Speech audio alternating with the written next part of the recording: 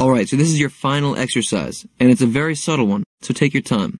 It's black to move here. You have to optimize your position. I would begin with bishop takes h3, because this leads to a good knight versus bad bishop ending. Bishop takes h3, g takes h3. The next move is the important one. So we know that white can't take on a6 because the bishop on c6 hangs. White has to move the king c4. Now a good move for black would be to play king e5. So here black's up a pawn, but most importantly he has that a5 pawn, which makes the white king stay guarding the queen side. So black's path to winning this position is pretty straightforward. He has the knight and the king together on the king side, playing against the lone white bishop, or the lone white king. You see, white could also decide to make his bishop defend the a-pawn, but then the white king would be alone defending the king side. In either case, it'll be 2 against 1 on the king side. Black will win easily. So always look to maximize your strategical situation.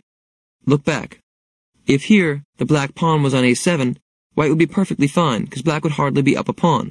The a-pawn can never move because of b takes a6 en passant. But in this position, white is in big trouble. Often the subtlest of improvements can prove decisive, and we can spot them by putting together our expanding arsenal of strategic and tactical principles.